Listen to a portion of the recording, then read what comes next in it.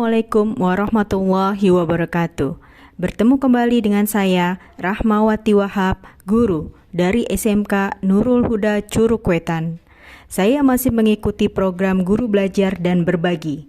Seri Semangat Guru, Kemampuan Non-Teknis dalam Adaptasi Teknologi. Kali ini saya menginformasikan tentang tugas mandiri kedua, yaitu critical thinking atau berpikir kritis. Dengan konsep saya sadar, saya berpikir. Apakah critical thinking atau berpikir kritis itu? Ada beberapa pemahaman tentang arti critical thinking atau berpikir kritis. Namun, saya ambil yang bersumber dari Parker and Moore. Critical thinking adalah keputusan seseorang yang penuh sadar dan hati-hati untuk menerima, menolak, atau menangguhkan penilaian terhadap suatu klaim dan derajat keyakinannya dalam dia menerima atau menolak klaim tersebut. Jadi, saya bisa garis bawahi dalam 3 hal, yaitu pertama, keputusan seseorang yang penuh sadar dan hati-hati. Kedua, apakah mau menerima, menolak, atau menangguhkan penilaian tersebut. Yang ketiga, derajat keyakinan untuk menerima atau menolak keyakinan tersebut. Akan bertanya terlebih dahulu, apa manfaat dari kegiatan itu? Untuk berpikir kritis itu mempunyai manfaat, yaitu pertama, mengetahui permasalahannya. Kedua, memulai berpikir untuk mencari cara penyelesaiannya. Yang ketiga, menemukan solusi dari permasalahan tersebut. Hal ini kita harus lakukan menjadi kebiasaan agar insting atau naluri dalam menghadapi permasalahan dapat cepat teratasi. Lalu, bagaimana caranya agar saya sadar saya berpikir? Ada teknik ketika berbicara. Saya sadar, yaitu dengan tahap observasi. Contohnya, saya sadar bahwa, atau saya baru ngeh bahwa, atau tunggu, kan itu. Ada juga teknik tahap insting ketika saya berpikir. Contohnya, saya jadi terpikir bahwa, berarti jangan-jangan, jangan-jangan. Kita juga bisa menggunakan teknik bertanya, seperti apa pendapat kamu tentang, bagaimana jika kita melakukan hal itu? Saya menjadi sadar. Lalu, apa hubungannya pendidikan dengan teknologi?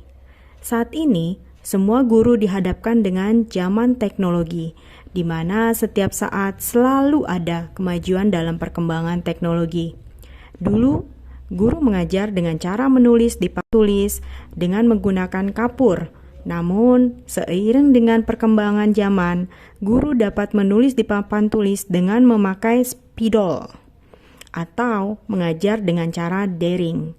Sekarang, guru harus memiliki kompetensi lebih dalam mengikuti teknologi.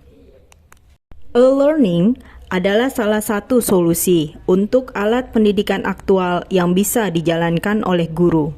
Menurut Michael 2013, arti e-learning adalah pembelajaran yang disusun dengan tujuan menggunakan sistem elektronik atau komputer sehingga mampu mendukung proses pembelajaran. Ada karakteristik dari e-learning menurut Nur Salam 2008, yaitu pertama, memanfaatkan jasa teknologi elektronik. Kedua, memanfaatkan keunggulan komputer atau digital media dan komputer network. Yang ketiga, menggunakan bahan ajar yang bersifat mandiri atau self-learning materials. Kemudian disimpan di komputer, sehingga dapat diakses kapan saja dan di mana saja. Yang keempat, memanfaatkan jadwal pembelajaran, kurikulum, hasil kemajuan belajar, dan hal yang berhubungan dengan administrasi pendidikan dapat dilihat setiap saat melalui komputer. Di sini saya sadar, saya berpikir bahwa ada beberapa hal yang bisa kita dapatkan, yaitu pertama, fleksibel waktunya, kedua, belajar mandiri, ketiga, efisiensi biaya. Saya kemudian membuat refleksi ke diri sendiri, yaitu refleksi pertama. Saya sadar bahwa selama PJJ secara daring, pembelajaran yang saya berikan kepada siswa didik itu bersifat monoton. Hal ini juga terkendala karena banyak siswa yang tidak memiliki kuota internet. Kemudian saya berpikir bahwa setiap siswa didik jangan-jangan menjadi bosan dan mereka lambat dalam respon tugas yang diberikan. Saya jadi kepikiran untuk mengubah teknik bahan ajar dengan memakai teknologi internet, seperti mencari informasi terbaru menggunakan Microsoft PowerPoint yang ditambahkan dengan video, atau memakai aplikasi game atau quizzes. Pada refleksi kedua, saya sadar bahwa masih memakai bahan ajar konvensional, sehingga siswa didik menjadi bosan. Kemudian saya berpikir untuk melakukan konsep, menerapkan, menganalisis, yaitu dengan teknologi yang dapat membantu saya untuk membuat bahan ajar yang lebih menarik atau memunculkan warna yang cerah, modern, serta membuat permainan edukasi supaya siswa didik saya dapat termotivasi. Pada refleksi ketiga, saya sadar selama PJJ, materi produktif yang seharusnya dipraktekkan namun harus dikemas dalam bentuk teori untuk penugasan belajar. Kemudian saya jadi berpikir bahwa siswa didik akan bertambah bingung dalam mengerjakan tugas sehingga mereka menjadi malas untuk mengerjakannya. Saya jadi kepikiran, jika selama PJJ saya bisa memilih materi mana saja yang bisa dipraktekkan di sekolah, tatap muka, dan materi praktek mana saja yang bisa diberikan ketika daring untuk dirubah ke dalam bentuk video atau game.